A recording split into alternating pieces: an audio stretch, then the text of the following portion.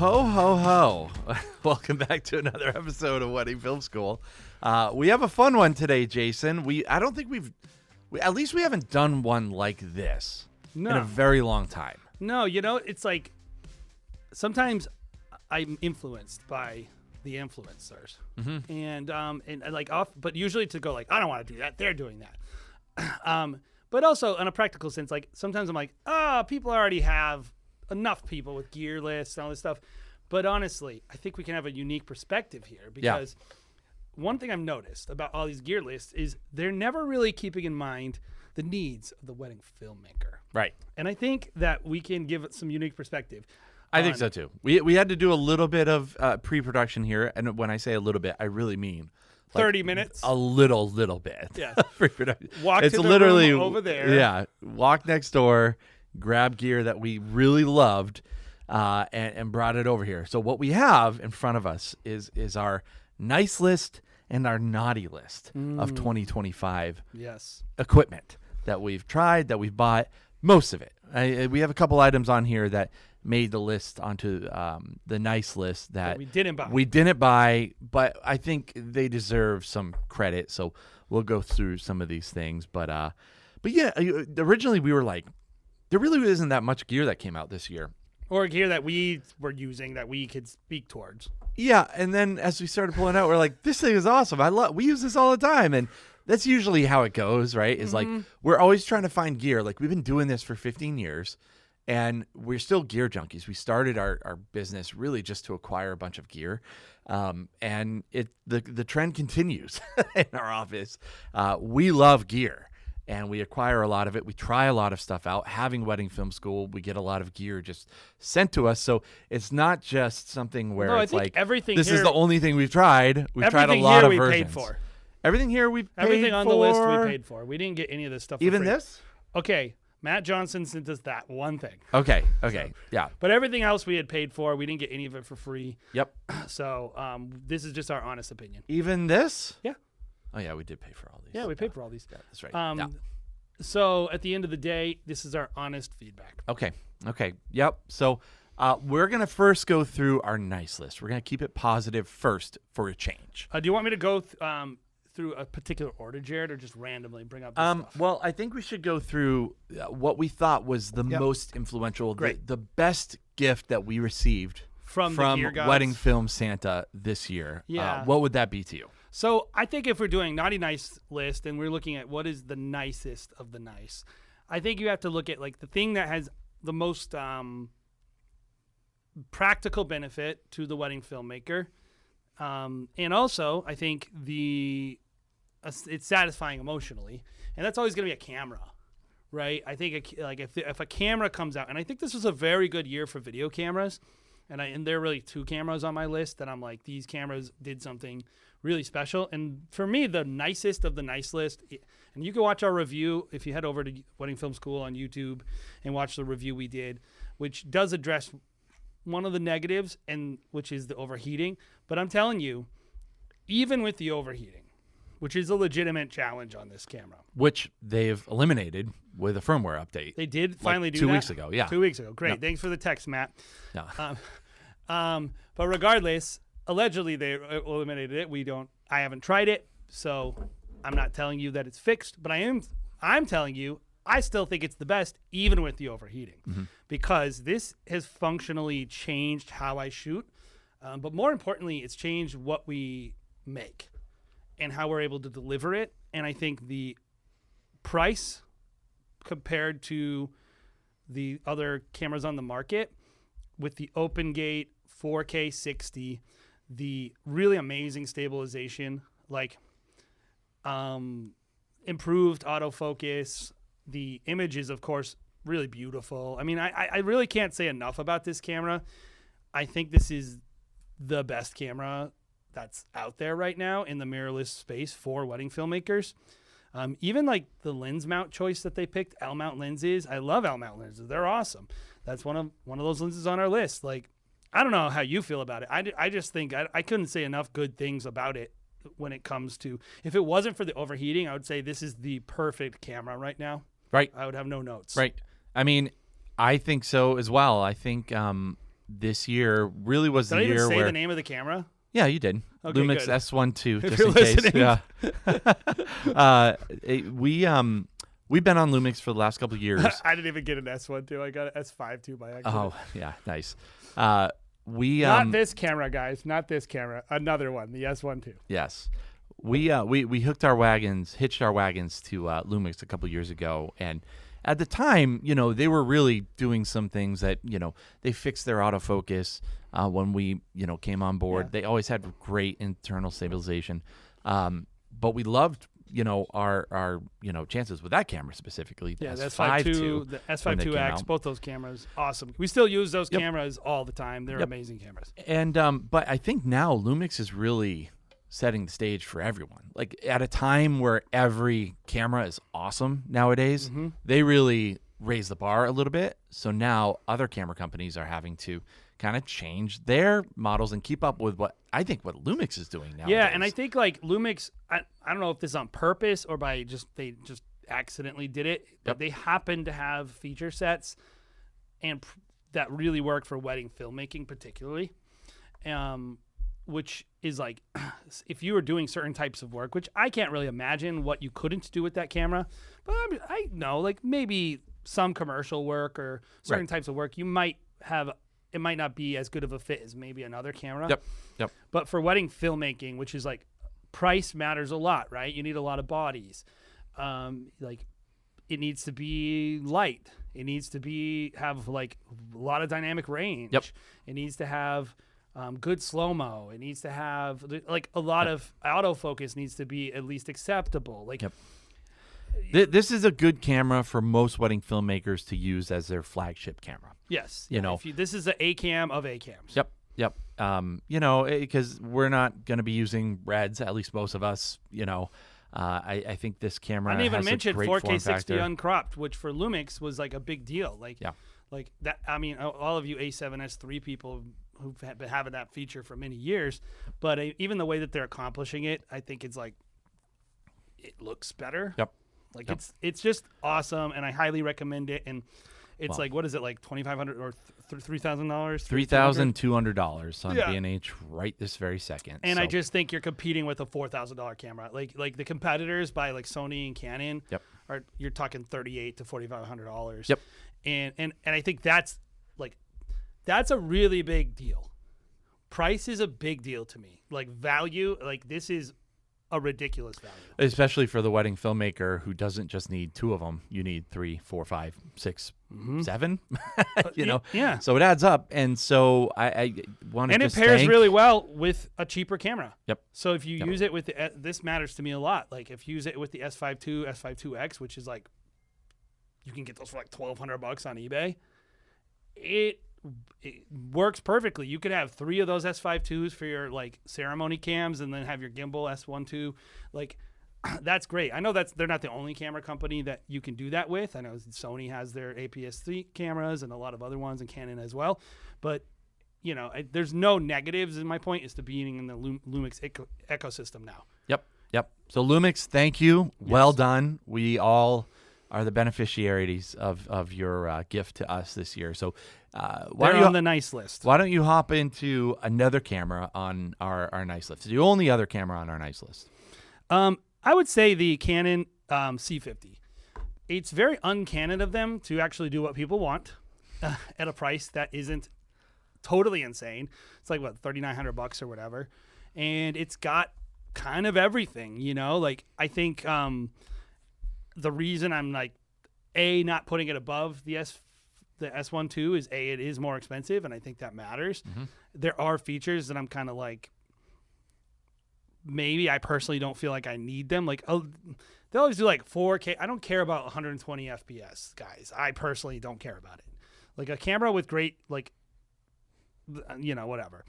That being said, like this is like the perfect indie filmmaker camera. Yeah. And it works really well for weddings, and it's just like the open gate.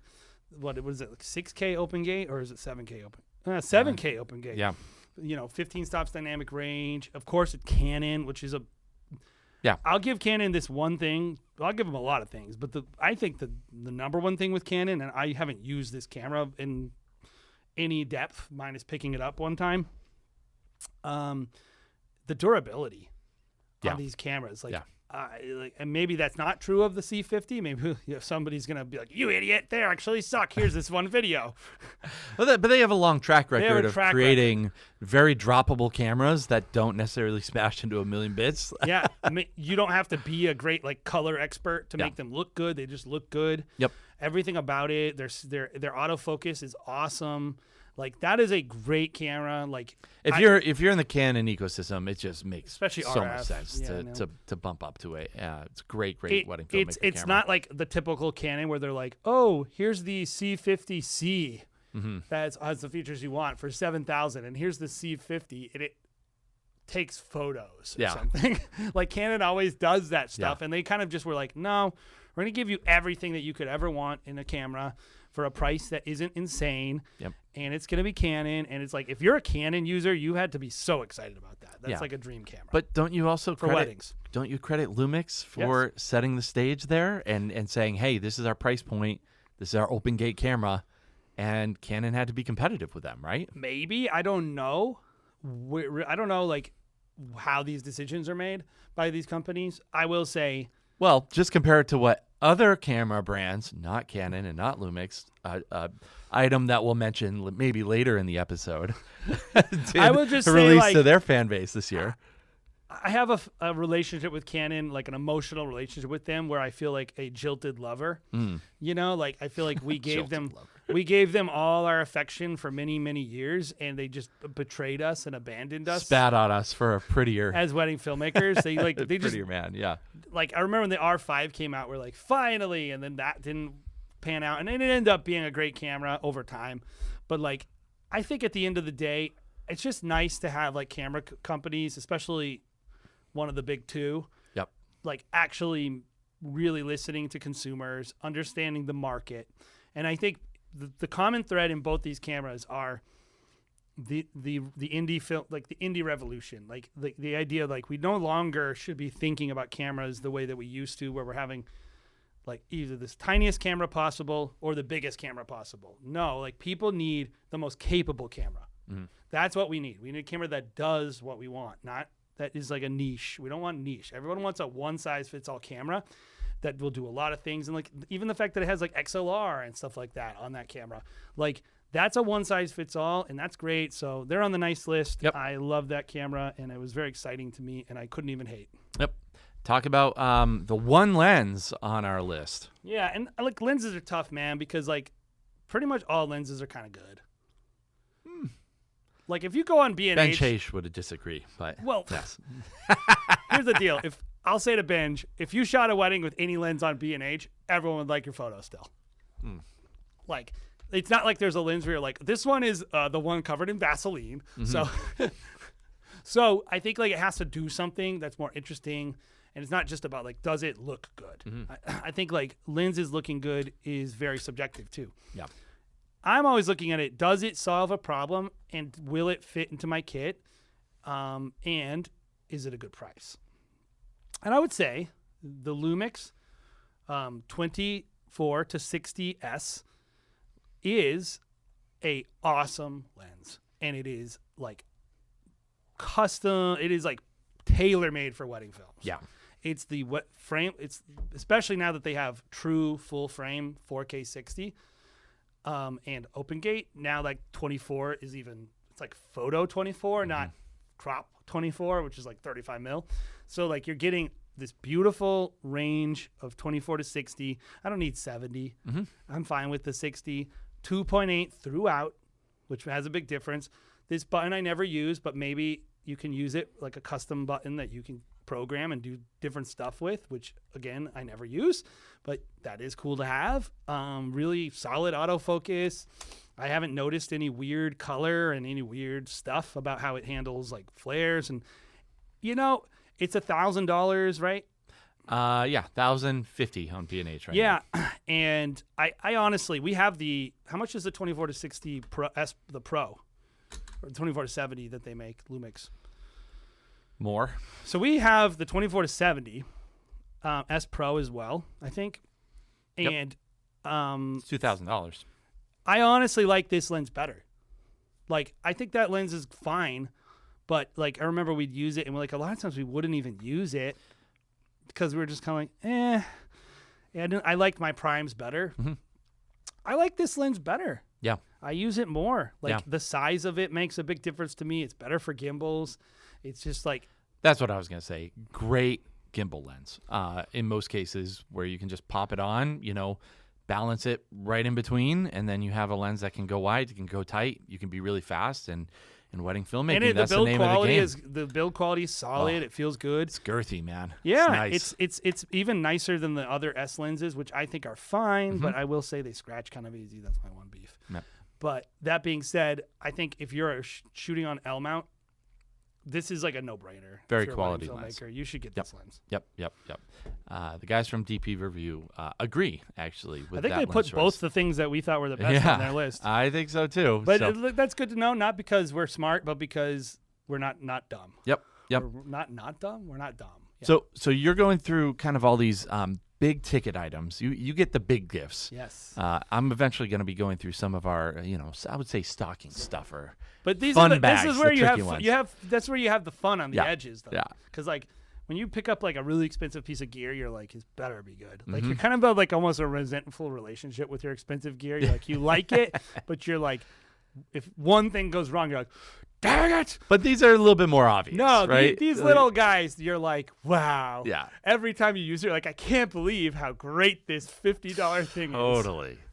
It was a big year for drones. We have two in front of us. Best that drone will- year ever, with we'll one be exception. We'll be super obvious to anyone who knows anything about filmmaking or wedding filmmaking specifically. But go through our two drone choices for the year. Yes. So we'll start with the obvious choice, which is the Mavic 4 Pro.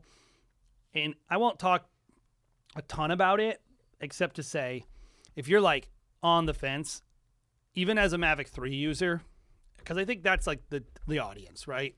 Most people are either stepping up from like a Mini or maybe an Air, or they have a Mavic 3. And I think the Mavic 3 people are probably the people who are like, yeah, but is it worth it? Mm-hmm. And I think this is like the number one compliment. If you could take a person to move on from one really awesome, expensive piece of gear to the next generation of that same awesome piece of gear, you've actually made improvements that are really dramatic. This is dramatically better Yeah. than the Mavic 3. I was shocked when, because we were like, we don't need to necessarily upgrade. We have the 3 Pro. we could survive. We could survive. It'd be awesome. We love our 3 Pro. I great. love the footage. It looks awesome. It's broken. It's broken. Yeah, that's why we got That's how we have it. kind of twisted arm though. But now looking back, do you think you would still get the Yes. 4 Pro? Yes. Knowing what you know now. Yes. Just to upgrade, even if we didn't break our last one. Yes, and that's I think the ultimate compliment I can give is like, I think I would have. Now we bought like the pack like with the internal storage and what is it called, Creator Pack or whatever. Yeah. The Which Gucci branding. It spins it's an extra $1,500 or whatever. And we had to find it on eBay from some guy who got it from Japan or whatever. But in hindsight, I'm like, oh wow. Yeah. Like everything about it, from all the lenses to just the quality of the lenses to the files themselves, the color depth. I'm not crazy about the smart features. Like we don't use like tracking, and we don't really use our drones that way. Yeah. The braking system. That's why we were always breaking them, flying into things. But like, and I know this is an exclusive to the camera or to the gimbal, but like the remote. What is the model number of this one? This RT Pro. I have no idea. I don't know. The really fancy one that you can see if you watch it on YouTube, where you can rotate the screen. Yep. Just like every little quality of life improvement that they put into it. You remember when the iPhones were coming out and it was like every year, there's pretty dramatic changes. Now it's like there's more subtle changes. Yeah, I had a 14 Pro and I Yeah. just got the 17 Pro, and I don't think it's like DJI is going through a phase right now where every upgrade feels pretty dramatic at this point, which is Yes. fun. Which No, is a fun, golden age of like growing up, right? I honestly think the fact that they have, I know some people, there's some issues with the D-Log where some people prefer the D-Log M in terms of low noise, but like just having D-Log on every single lens, I think is a big Makes upgrade. it so you don't have to even think about it. You just do it. Yeah. I mean, everything about it is amazing. I'm trying to think through like how to sell it. Some of it is like you have this emotional relationship with drones. Mm-hmm. It's like it just feels better. The dynamic range is just better. Yep. Everything is just better. Well, it feels like just a couple years ago, all the footage was super like outliney. I mean, that's the best way I can describe it. I'm sure there's a better word for it, but it was like because they have this artificial sharpening they would do in the it, sharpening is so and bad they're on it. weird artifacts, digital artifacts, and Long like, gone are those days. So if you have a drone even from like 3 years ago, dude, the drones nowadays are so much better. It's totally worth upgrading. better. Dual native ISO, great, improved on that. I mean, the safety features are better, so you're not gonna crash it. I mean, it's just the coolest, and I love it. But I gotta say, the next thing on the nice list, the Mini 5 Pro, for wedding filmmakers, dude. This, what is that? A 1-inch sensor in that thing? Yeah, and for photographers. Honestly, this drone I think is more important, and for most wedding filmmakers is probably a better option. Yep. And if you and this is what I will. This is my biggest compliment to this. First of all, the low light is awesome. For what it is, and the dynamic range is way better than the previous 4 Pro, and pretty close to the Mavic 4. Now it doesn't have 3 lenses, and the low like if you're doing destination work, I kind of recommend the Mavic 4 because of the wind. Because if you're going to the coast, if you're doing destination, you're going to beaches. Yep. And the wind is just really severe in these places, and I think like having something that's more flexible. But the Mini 5 Pro, if you just were in the same situation and you're flying, I think it's a wider lens too. That's my one beef with the Mini 4 Pro is they put a new lens that's not as wide as the Mini Mavic 3 Pro. I like the wider lens a little better. It's not a big change, but I like that on the Mini 5 Pro. It's so great to have a wider lens on this drone specifically because we use this a lot indoors. In big tents. So having that wide angle on this is for wedding filmmakers, valuable. this is what I'm going to give you. This is the thing that only wedding filmmakers would really care about because we're some of the only people that are flying drones in formal events indoors with open flames below us. Yes. The noise on that is much less disruptive. Yep. So if you're just like in a room and you're like, I don't want to disrupt it's like that awkward feeling of flying your drone up and then having everyone in the room go like, huh? Yeah. And they look and you're like, it just doesn't feel as good. It's not as subtle. Yep. This is actually, I would say the same thing with the Mavic 4. The noise isn't annoying, and the noise on this is a nicer noise. It's not like, like some of their other drones that they make, like the Neo and stuff like that. Yep. Sounds like kind of like a lawnmower, but like a tiny version of it. Yeah. I just think this drone, like the low light, the dual native, the 1-inch sensor, it's like, I can't believe they've put it into that mini form factor. Blows my mind. Yep. Like it is awesome. It's $1,000 if you can get your hands on one. Thank you, Adam Grumbo. We got one from Japan for us. But this is a game changer. This is a more significant upgrade for most creators than the Mavic 4 Pro because I'll admit the Mavic 4 Pro, not everyone needs that. We like it. If you're doing serious destination work, you're doing anything where you need a workhorse. Yep. That's better. Probably 95% of wedding filmmakers out there could use this. 100%. Yep. And like, I want both. Personally. Like, I like having both. Yeah. Like, I really do. They have different usages, and that thing is freaking awesome. That thing is really amazing. I couldn't even believe it. Yeah, let's hit on the last kind of big item. I think it's the last big item on our list. The DJI RS4 Pro. Yeah, this is not a new product. It's new to us. Yeah. And I'm kind of like, whatever, another freaking gimbal. They're probably coming out with another one soon, but gimbals, man. Like, but I honestly think if you were like wondering between, to me, there's one reason why. Besides the fact that I do like it's increased. I don't like a gimbal that's too small. Personally, I just like having a little more heft. I feel like the balance is better, and I feel like it looks better. And I'd rather have a guaranteed bigger motor. Right. That being said, some people might not like that. or care about that. What I think everyone cares about is how annoying it is to adjust your axes on other gimbals that don't have carbon fiber on the arms. And I'm telling you, maybe there are a million other gimbals. Maybe it's just carbon fiber on your gimbal is what I'm saying in the nice list. Yeah. But on the RS4 Pro, these carbon fiber arms, not only do they help with the weight, they don't get stuck. Yeah. Like you're trying to make those like micro adjustments, and you're like, and it's like the metal rubbing against metal on old gimbals. That drives me nuts, dude. They break. And they do break. This is the only gimbal we've had, because we've had Jason, every single gimbal between DJI and Zhiyun, like probably every model since they started making them. Like we're just trying all these different cranes and hundreds of weddings too. So this is the only one that hand it to me. This is the only one I've had that doesn't loosen these legs at the bottom.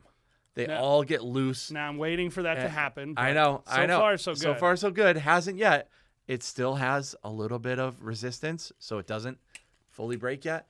And it's not, it doesn't feel as flimsy as the other ones. And it's more beefy, so it's like you get what you pay Jared for. and I are like there's an interesting thing, and this I'll go into my next one because we don't have a ton of feedback on it. We just think this is a great drone or a great gimbal, and we like that it's carbon fiber and it's durable. And I'll say, like, for me and Jared, most of the time, our number one thing is, oh, that breaks. That breaks.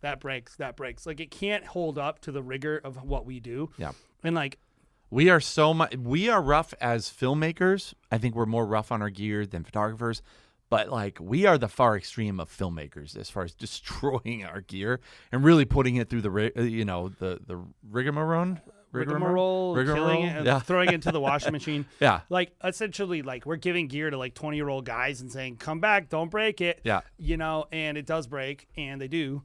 But not only that, they're not being even necessarily irresponsible. Like, we're doing a lot more weddings than most of you guys, and so the stuff just gets beaten up, And so that really, really, really matters to us, that, like, if I buy it, I don't have to replace it. I know it's going to – the more I can get out of a piece of gear, the better. And so if it's, like, an extra, like, $300 to make sure I'm going to be able to use it and that, like, it's going to be fast to use, like, I don't like anything that causes delays. Mm-hmm. That's all I'll say about both these drones, too, that I love, too. The way – now it's like, oh, you turn it on, it just turns on. Mm-hmm. That little like extra 30 seconds of savings makes a difference to me. Yeah. And I think this makes a difference. This is cool. Yep. All right. So, Jay, you really just went through a lot of gear that, for the most part, flagship, generic stuff that, of course, you knew we were going to say. A lot of it costs over $1,000. Yeah. I'm getting into the gear that's probably going to cost less than $1,000, maybe even less than $500. Probably, in most cases, a lot less than even that. So, if you know a wedding filmmaker, these are gifts that you can buy for your favorite friend filmmaker. Even though I think this is coming out the day before Christmas. So. Yeah, whatever. You can buy it later. Still buy it later. You can buy it later for them. Totally fine. But I do you might not get a sale. But. Most of you guys are looking to improve on the edges anyway, and you have a little bit extra money. And so, like, this is the kind of stuff where we're like, we like using this. Yes. And we think it's a good value, and also it's made a difference in how we make films. This is a lot of fun stuff that is just fun to buy. We'll start with this boring one really quick, which is this Atomos Shinobi Go. Yes. This is kind of like, what is it, like $300? I think so. Let me see. So when we were trying to, like, we've bought a lot of monitors over the years, and I tend to find, like, I don't really value $300. Super accurate color. Like, I just think it's just not the primary thing. It needs to be bright enough, and it can't look like crap. It needs to look good. But I'm not, like, necessarily trying to get something that's, like, the director can look at. Yeah. I just want it to, like, be pretty good. Light, durable, or at least easy to fix. And this kind of check those boxes. We have had some issues with some of the screws coming out, but that's kind of on us for just not tightening 3 screws. But that being said, I really love this thing. Like, if you're looking for a monitor, even like something simple like here, like this little guard on the HDMI port on a $300 monitor. And the biggest thing is, like, look how thin this is, Jared. Yeah. Yeah. We bought a bunch of these, and, like, I feel like they're, like, half the price of the monitors we used to buy. Yep. And I haven't, like, when I'm looking at one or the other, I don't really look at them and go, like, oh, that $700 monitor looks so much better. Yep. Do you? No. Oh, they turn on really fast, which I like. And because that drives me nuts about all these monitors. They take like 7 hours to turn on.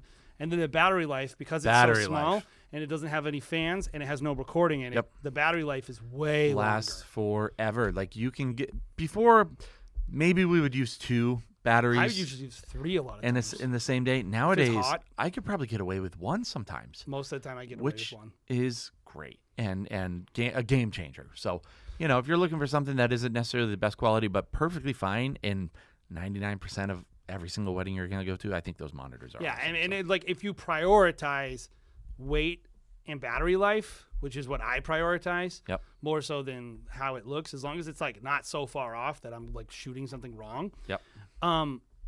This to me was like, this is the one I would choose personally, because I just don't value on-camera monitors more than this.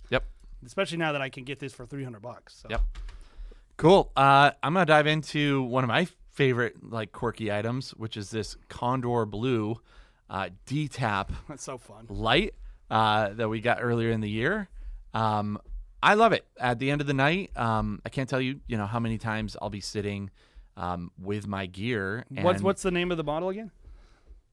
Just the D-Tap light, Condor Blue. Well, my laptop just crapped out completely, so we'll see if it's. I can actually give the exact name. The Firefly That's light. What it's called. And it's swivelly, it's bendy. It's like a gooseneck. At the end of the night, usually I'm using my phone. I'm trying to finagle it in a way that I can use my flashlight to just pack my kit in the dark, some dark corner somewhere. And, this just allows me to plug right into one of my D-Tap lights and light my kit as I'm packing up. And if you've ever been that guy who's set up one of your lights to pack your stuff up, which I'm sure most of us have been that guy, you don't have to be that guy anymore. Yeah. You could just bring this $50 light with you. It's $30. Sometimes 30, sometimes right on 50. Condor Some Blue. places you'll It see. depends what one you get. In this case, it has 3 different levels, or a couple different levels. A couple different colors. You can dim it as well. So there's a lot of different options you can. Oh, they have a pro model now. Yeah, they have a pro model too. So we haven't even used that one. But regardless, it's cool to have. You can throw it anywhere, and it's useful. Yep. Totally. We've really appreciated it, loved it.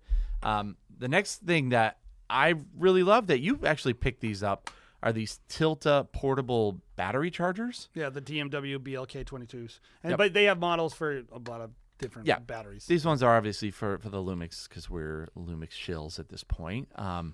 But I think, it isn't necessarily novel, right? There's a lot of things maybe similar to it, but this is one thing that we're always like, I want to find something, but I have these specific needs that I need them to. Or I want. Check. And like, here's what I like about this one.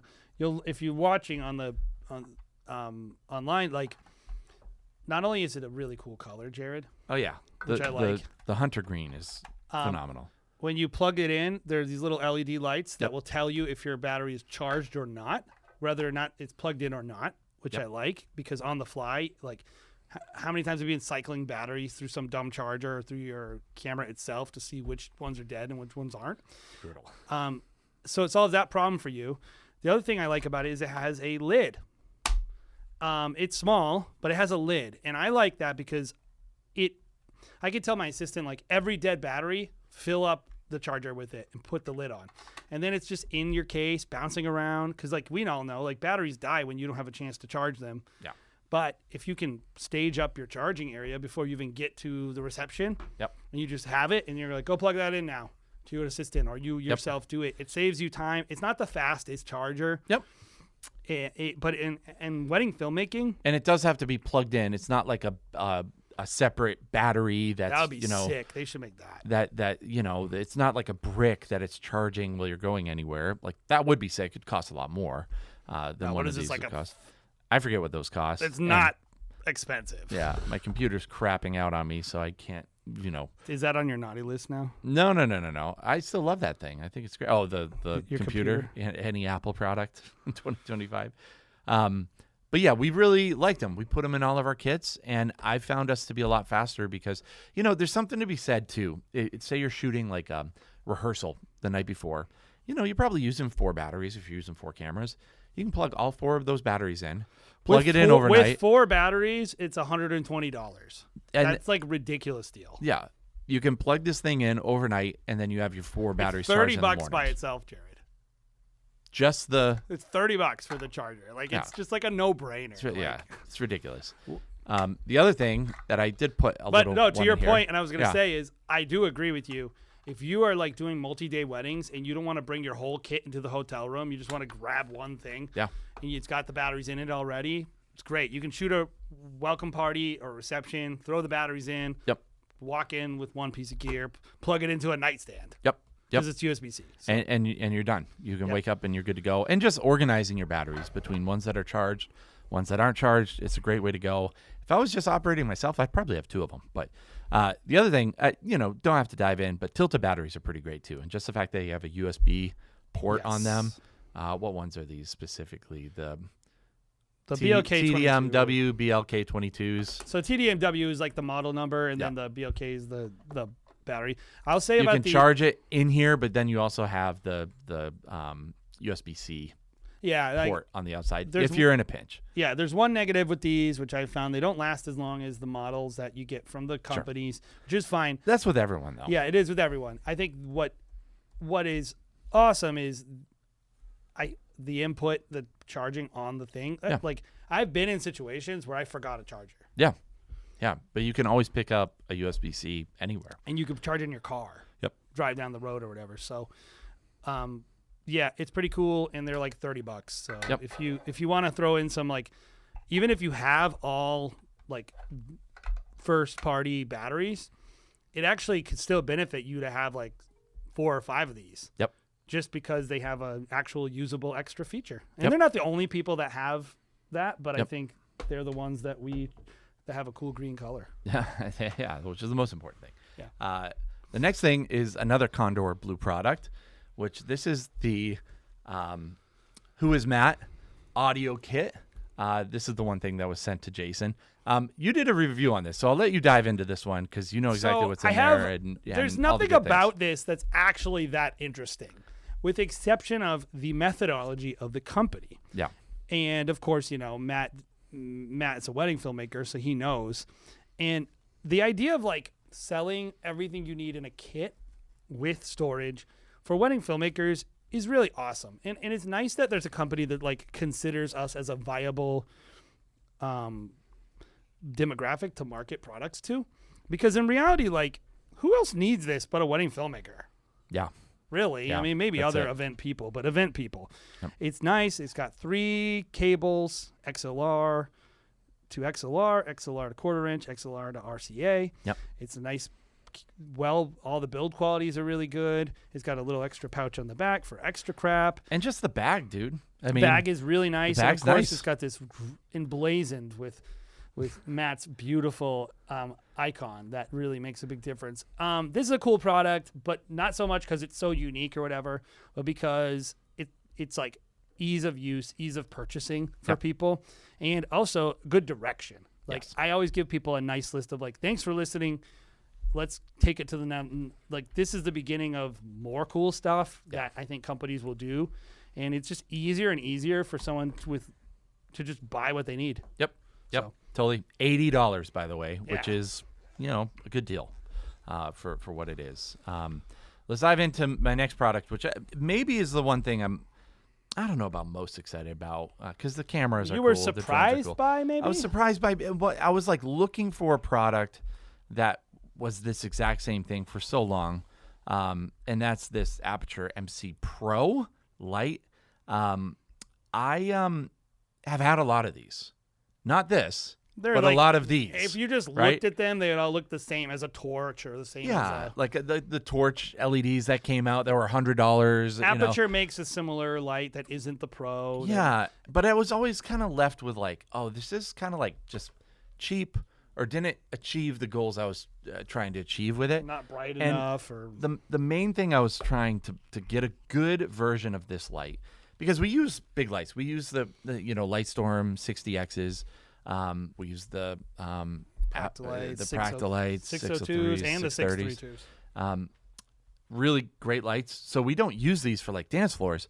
But Sometimes, but what I was looking for was a light to light the couple sitting at their table. So I wouldn't have to shine a 60X and blind them. I just wanted a nice soft and light. sometimes you can't. Sometimes you can't hit them. So I wanted something that was super soft that I could just place right in front of them. Maybe I could even blend it in with the environment. And also, it just had to connect via Bluetooth. I had to be able to control it with my phone. And this light really surprised me. Not only is the output really good, you can change colors by color. I think it's RGB too, right? It's RGB too. $200 for this light. And you can buy them in sets. Really impressive light. Cool little adapters, like right there. We have like a little globe adapter. Yep. Little diffusion, honeycomb, there's a lot that you can pop on the front of this thing. Comes with a little swivel. You could put it on your camera if you wanted to get that shoe. look. Go on the dance floor, shoot that way. You could probably even get away with you could definitely get away with lighting a toast at a rehearsal dinner. Yep. Or something like that. I mean, the other thing now too is like what photographers are doing, right? Is the off-camera flash, right? They're holding the flash, taking a photo with one hand, holding the flash with the other hand. I wanted a version of that was good, that had good output, that I could do for people shots. Like, not necessarily on the dance floor, but you could use it on the dance floor if you wanted to. People just entering a room, if you don't want that super dim, crappy, like overhead look, you get a little bit of pop with this. It's just if you go back and watch our RSVP on our Huxley Film Instagram, you see this. We did a video for the RSVP Miami event. You'll see a lot of the shots of people like mugging for the camera. We were using that, holding it. You go outside, you walk with the couple and on a sidewalk in an inner city wedding, and you just throw that on there. Yeah. Like, it's just like the fact that you don't have to put a battery on it means that you can hold the camera with one hand and hold that with the other hand, and it's not like this heavy thing with a giant V mount on it, and you have to bring your assistant with you. Exactly. And then, of course, it has that little globe thing that you can use. And total game changer in terms of light. If you're looking for something that just has a little pop. There's probably a bunch of other products that are similar too, but this is just the one we like. It's the best one, and I've been looking for something that was like it because there was always things that just didn't check the box, whether it's you couldn't connect to the phone, it wasn't bright enough. And if you want to go crazy, fast enough, they have 12 kit versions with charging packs. And and they all work together. I think you could do some even pixel mapping. Yep. You can get really crazy with it, which we don't at all. Yep. The other thing that I actually, the next item that's kind of fun that I found at the event that we went at the Jarvis Center, B&H's expo that they put on this year. Really fun. Really good job, B&H. We love you for that. We'll be back next year. But I found the guys from Bumblebee Industries and realized that our buddies Jake and Nate with Runaway Vows did a collaboration with them. And this, of course, is their mic hiding starter kit, which isn't initially something I was like, oh, that's something I want, because we're not doing a lot of mic hiding. We're doing a lot of putting a microphone on an officiant on. Yeah, we've never used that product, FYI. But a lot of the people out there that are using these, recording audio all day on the bride or groom, and they want to hide these microphones. This is a great little kit, and it's a little bit of felt. Just allows you a little bit of mic tape. It's nice to just have in the kit in case you're in a jam. And I had one case this summer where I would be like, I usually wouldn't use this product, but it was nice because I was in a super windy environment and I was able to actually tape it on the inside of somebody's. Oh, we have that dress. Oh, that's right, we do have it. It's awesome. Yeah. It was awesome, and this I was able to compare them because the DJ or the band had an external lapel that had a little fuzzy on it, and I put mine under. And I was like, I want to compare the two because I'm recording both of them. I'm going to have both of them. And I got to say, the one that was hidden sounded a lot better because it wasn't getting hit with wind. Even though it had the fuzzy on it or the small little dead kitty on it, it sounded better. When I saw that product, I thought, not for me. That being said, what a great product. No. This is something that people do need. And I think it goes back to even the Matt Johnson thing, which is very tailored towards wedding filmmaking, which I'm always in favor of. Exactly. Anyone who's making something that's but what about me? What's my niche? And it's like, it's very like, I don't think it's only niche, but I do think wedding filmmakers particularly need that. Yep. Especially the speed of it all. Right. And I think I was like, obviously Jake and Nate are awesome. We love them. Yep. And It was well thought out. it was well thought out and a good job. And, Yep. and like, if you just need a little, like, it's just like, just grab it. If you mic people up in that way, just go get it. Yep. The next item that we have isn't necessarily a stocking stuffer because it is a big item, but it is a cheaper item. We're both huge fans of Cydio crates, right? Big time.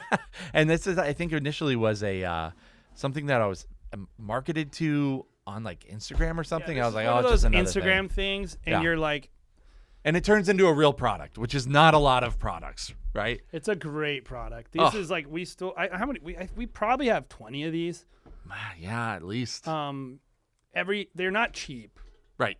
I think, and that's why we talk about it, because I want you to know that if you've been on the fence and you're like looking for a way to store your gear in your office, like everything from the cases themselves. This one is like this army green, bigger one, collapsible. It has like the top comes off, but it also has a door that slides down, and then the dividers can all be removed.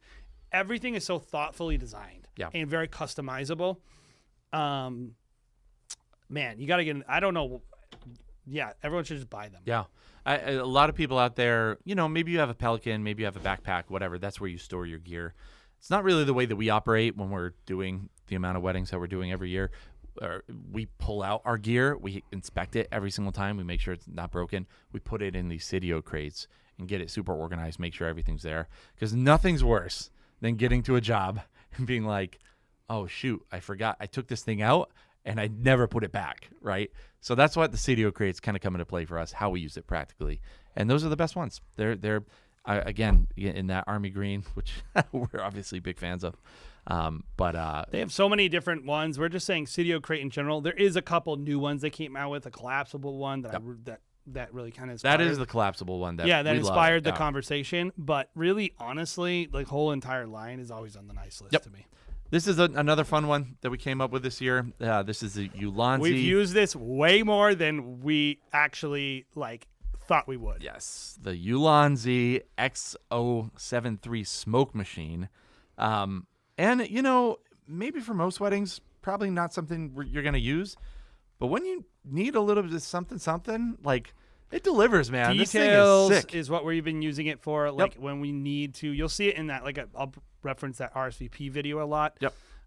We used it in that for pushing in through with your gimbal and shooting some of the tight details. Now the reason we bought it is the theme was smoke and mirrors. Right. So we were like, oh, let's do it. And then we ended up using it at another wedding recently. We've done a lot of commercial work with it. Yep. I'm going to use it on that New Year's Eve wedding. Yep. It's what was it, $100? I think it's a little bit more than $100. I'll double check on here, but it's really not a lot to just have another little portable trick in your kit. Yeah. And honestly, some of you guys might be going whatever, I like this one better. I like that one. Maybe we could even say nice list portable smoke machine. Yeah. This is the one we have, and it comes with a bunch of accessories. It's nice. But if you have one you like better, fine. But I will say, portable smoke machine is a cool piece of kit that I think a lot of people don't have, and it might be worth adding.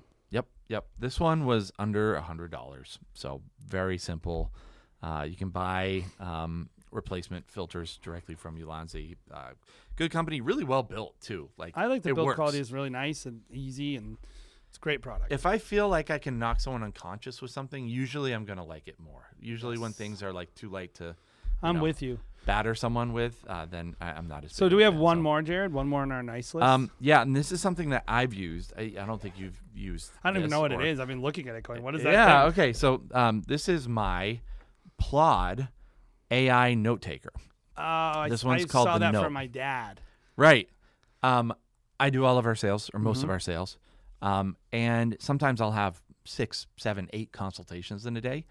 And they're back to back. So for me, remembering every single conversation I've had with somebody is tough. And I'm running around.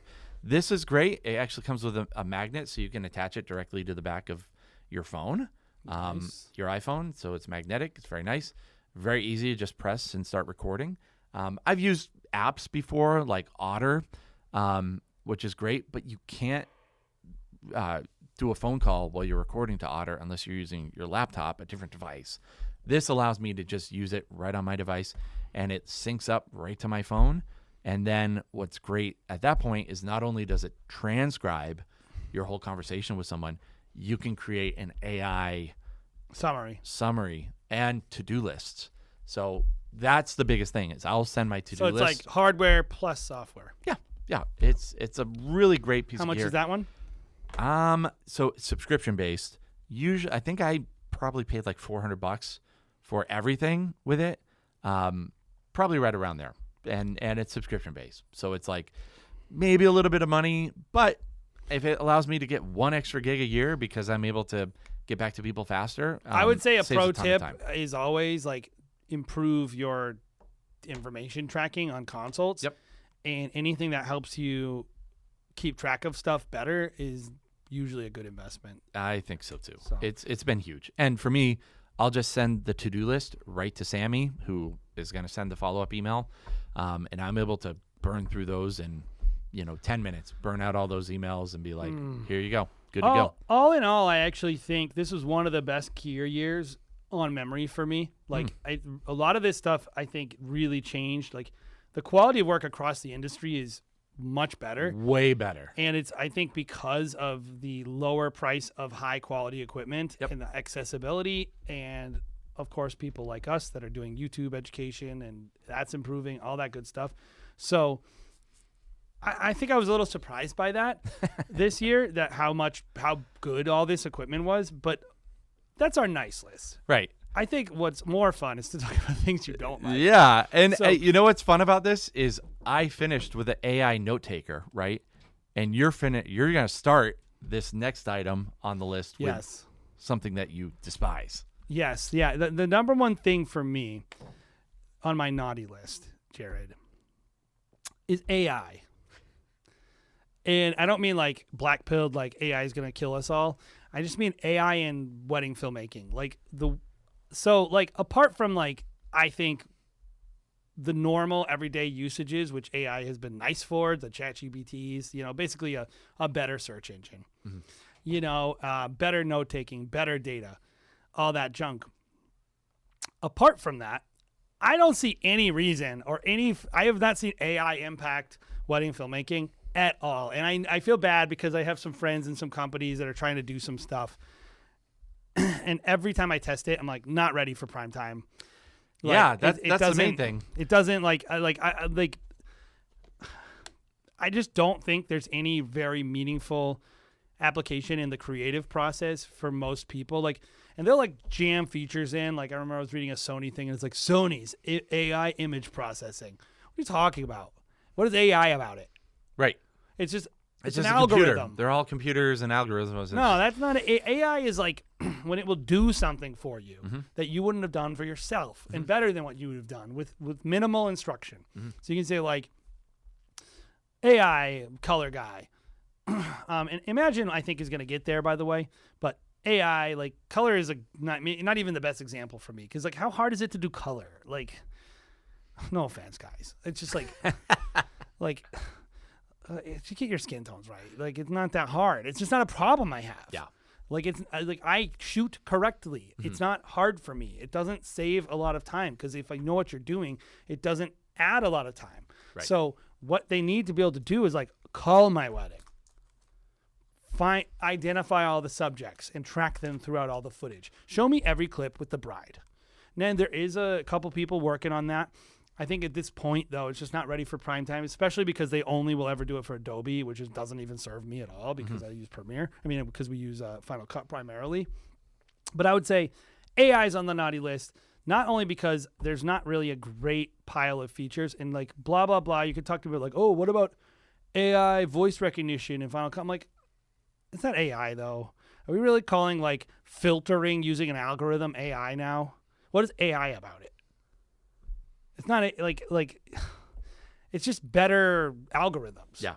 And I think to me, I'm not going to give them credit just because I wrote the word AI. Right. And that's what I'm going to really say is makes it the loser on a naughty list is the fact that it's just such a buzzword makes the entire process of dealing with AI When are they going to save us a ton of money? That's what I'm interested in. Yeah, when are Like, they going to actually replace someone's job? Yeah, like that's when we should probably worry. But it's like, as an owner, when is it going to cut down the amount of time significantly by more than an hour? Yeah, it's do you feel like it's there yet? No. With editing specifically. I have one thing I'll say about AI, but I don't think that I should give them credit as a filmmaker.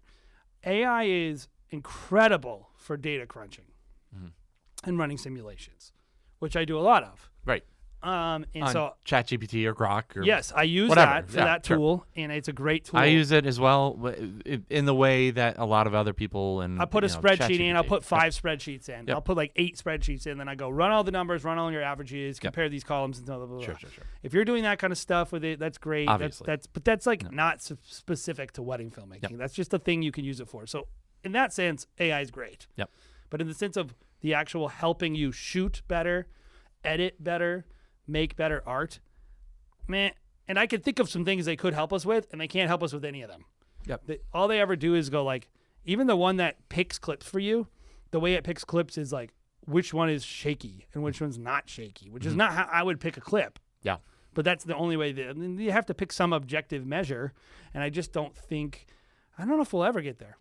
Yeah. But we'll see. I think we will, but I would rather just be shown and proven wrong. So, you wanted to put a camera on this naughty list. Do you want to go through why this camera is on the naughty list? I didn't put it on the naughty list. The world did. Okay. Well, let's talk about the Sony FX3A and some reasons why So the world I don't care about this kind of stuff. By the way, I wasn't like furious. already backing out on it, Jason. Well, I'm just telling you because I don't have a strong opinion on a personal level. Yeah. But everybody who, when it came out, I remember all the Sony people were really mad, and I did look at it, and it's like, And you chuckled. it's, You said, yeah, it was maybe a little bit laugh because it's like finally Sony's behind everyone else. So they come out with this marginal upgrade, which is essentially an improvement to the LCD screen, Yeah. which no one is using. Yeah. They're all using on-camera monitors. So like, I think like maybe even the naughty list is just Sony in general. Yeah. Like I think like their entire 2025 was like getting embarrassed by everyone else. Mm-hmm. And that camera is like the symbol, which is like, it's the same camera as the previous camera, except with a better screen, I guess, for the most part. Yeah. And it just didn't it just come down to like they wanted a new supplier or I something think like it was, that? what I heard was basically they changed their suppliers and Right. they didn't want to make, it was just a change of a part, and they figured we might as well put it in there because we're going to put it in our next generation. I will say 2026, I think, is going to be a good year for Sony. I think so too. So, but I think 2025, the fact that they like, I think it would have been better for them to do nothing and not get insulted by everyone than to release that camera and then everyone be mad at them. Frankly, it's so rare that we'll ever be able to put Sony on the naughty list that we couldn't resist the urge to just. I think video gamers would disagree.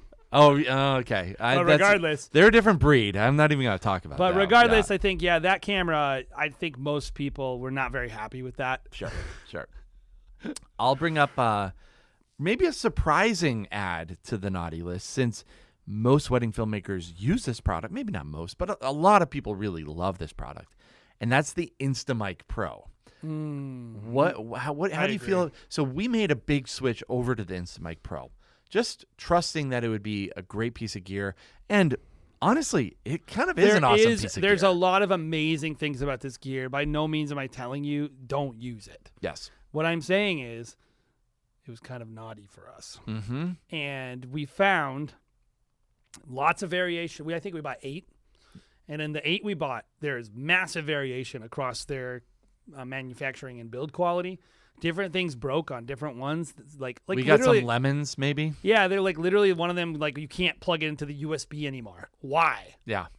Like why are you not mounting? Yeah. That's ridiculous. So like battery life is wildly varied from one to one. Like we would be shooting a wedding, which we thought we charged the Instamic overnight. It was good to go. And we'd be filming a wedding, and the Instamic would just die. No more power. And it wasn't because this happened multiple times. We're like, oh, maybe we didn't plug it in all the way. But then it happened a couple times. And the way that we use this microphone, it's a backup microphone that, has a little magnet on it. So we just kind of bop it on the front of a, speaker.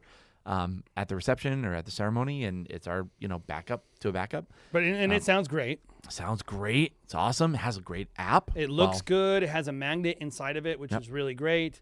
No one complains about it because no one can see it because it's very, very obscure. Like, in a lot of ways, it's kind of a dream thing. Yep, it is. And but they would still die. And then the other thing I would say about it that I was kind of not impressed by was the app and its connectivity. Like, I don't know, did you use the app a lot? I haven't had issues with the app, but what I don't like... Did you use it, though?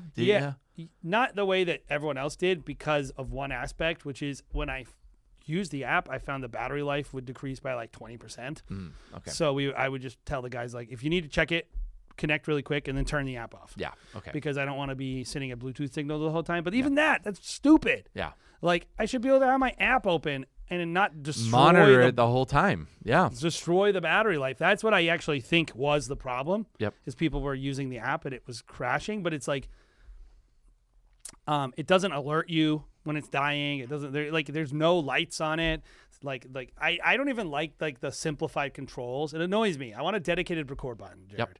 I want a dedicated light. Like everything is like, it has this one button, and if you press it like one of 6 ways, then it does I'm kidding a little, but I don't like using it. Like it's a piece of equipment that I'm appreciative of, but whenever I use it, it scares me, and for that reason, I think I would put it on the list. I'll say this too, because we work with a lot of different variations of skilled videographers as second shooters, as assistants, as interns, as lead shooters.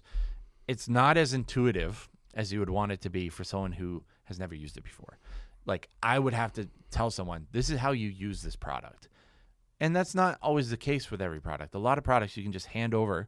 Like, if I handed you a product, you'd be like, intuitively, this is how you start recording. This is how you turn it on and off. Maybe, is it recording, actually? Is it not? Yeah. Did it stop recording? Oh, no. It's not as intuitive and thought out as far as design, maybe. Well, and also all the things that will help you with if you're going to have a bunch of features that are like, it's like really subtle. It has one button. It has but it has an app. Don't make it punitive then to use the app. Yeah. That's what I don't like is like it has these subtle features. Like you can't tell if it's recording that well. You can barely see the indicator light. Yep. All these things. Yeah, okay, I'm willing to compromise and say I'll open up the app and I'll check myself. Yep. But then when I have to do that and it causes it to not work that long, then I'm constantly evaluating like, do I really want to do it because I think it's gonna hurt my battery life, and also one thing I will let all of you guys know that maybe is not what everyone does. We kind of just take that backup recorder. The point is to not worry about it. So we'll take it at the beginning of the reception, plop it on, and ideally leave it rolling for 3 hours. Yep. Like we don't want to be doing that. We don't want to miss any toasts or any of that stuff. So like that's how we've used our H2s in the past, and little magnet kind of with a little 1/4-20 mounting point on them, and like that never had issues. No. Like even though it's it's not 32-bit float. It has all these other negatives. It's bigger. It's chunkier. For my purposes, that was a more reliable setup than the more sophisticated. And these products aren't cheap, dude. For what they are, this is like a $200 tiny thing. It's too small too. It's like gets lost. I don't mind that small, but would you take it to be double the size? Better battery life, better connectivity. I think so. Me too, and that's what I get sick of. I'm so sick of that. Like everyone, because they're like, it's like a lav mic. No, I don't need it to be a lav mic. Yeah. It's kind of one of those things. I mean, the perfect balance. It's like the same issue that a lot of the camera companies deal with is like, should there be XLR ports on it? I don't need XLR ports on my camera. Like, I don't need that. Like, it's not meant for that. So it's a product that I totally would say is worth buying, but also. And we still use it, and we're not retiring it, but you just have to know about it a little bit beforehand. It's been a learning curve for sure. Which that might be a different take as opposed to the next item that we're going to use, which I don't think we're going to even use next year, which is the Zoom Zoom H1 XLR. What a terrible product. This is the naughtiest of the naughty on our list this year. That thing, it makes me mad for a lot of reasons. First of all, primarily because it will just break. I think we had 2 of them just not work. Yeah. They just stopped recording. It's definitely a build quality issue, but also the internals on it. It sucks. The It electronics. doesn't work. It's just a piece of junk. Yeah. It's not. It's cheap. It's cheap. And It's cheap. And They have expensive, recorders. it's a frustrating product because I actually love the form factor. And we've loved Zoom as a And- brand. when they don't break. I love that recorder. Yeah. 32-bit float, really small, like wicked simple to use. The most intuitive, has like clicky buttons on the top for like changing things, like that you input values, and you don't have to go into menus to use it. It's awesome. There's a lot I love about it. It breaks. The end. How can you use a product that's unreliable? That It's just like, screw you. Yep. The end. Which maybe their solution is, hey, buy a better one. We sell better ones. But for us, we wanted a recorder for our cheaper brand. And that small. was just super. That was small. I wanted small and simple. That we could almost pre-program. That you don't have to worry about the dials and we could just say, hey, 32-bit float. Set you it have a and high, forget you it. have a low. Set it, forget it. Easy. When it's not broken, that is exactly how it functions. Yep. And if you have one that's not a lemon, you understand what I'm saying. Yep. I'm not saying no one should buy it either, but I am saying buyer beware. Mm-hmm. It's not something that I would buy again on a personal level. We'll probably replace it next year because it was just unreliable for us. So We'll have a bunch on eBay. You can go buy them. yeah, there you go. So, and then the last one, this is kind of a funny one, but since we spoke so highly of our friends over at Condor Blue, and I've always loved their products, and I've loved, honestly, every single one of their products, but this one's on the naughty list because it is a very overpriced $55 body cap for our Lumix S1, 2s, anything with an L mount. We got this. I got this. It's $55. It was the only L mount body cap that I could find on B&H or really anywhere It's at like the time. metal. But I needed something. It is metal. It is awesome. And it came with this beautiful Condor Blue logo right in the middle of it, the emblem of quality and sophistication. Condor Blue. It showed that we're a brand name videographer. Yes. And this year the emblem fell off. The glue Just from falling right on the ground. fell on the ground. It fell off, and we lost the emblem of our quality. But I think the real reason it's on the naughty list is the $50 lens. the $55 body cap. It's a lot, which it is metal. So What's whatever. the reason for having it? Who cares if it's metal though? No one, unless it is designed, so it looks good. It does look good. I but don't like it. I don't have my Mercedes-Benz logo on my I would agree. premium product. The lack of a logo on the Yeah. $55 thing. I want it to be milled in here. Poor build Come on. quality on the $55 body cap. But I just would say, I don't care if it had the most cool logo in the world. Yeah. I want to me, it's worth $7 of plastic. So Yes. I would say the existence of a $55 lens cap is naughty in itself. Yes. So- You naughty boys, Condor Blue. We love you. You got our money though. Yeah, you'll still get a lot of it, but maybe you won't buy the lens caps. Well, and I think this was a very comprehensive list, Jared. I love it. This is a lot of fun. We should do this every week. And hopefully you have some stuff. Let us know wherever this is posted, what stuff you loved or what stuff you didn't love. But ultimately, here's the thing. We understand wedding filmmaking is a niche and it has its own products that are valuable to it. And hopefully you kind of hear our perspective. We're not saying these are good or bad products. We're saying they are good or bad, in our opinion, for wedding filmmaking. And that's the cool thing, Jared, is different workflows, different styles of shooting wouldn't like all the same stuff as us. So you probably have your own list if you're listening to this. Yep. And We'll provide some descriptions and link outs to all of these products that we loved. Hopefully you can still get them on sale before the new year.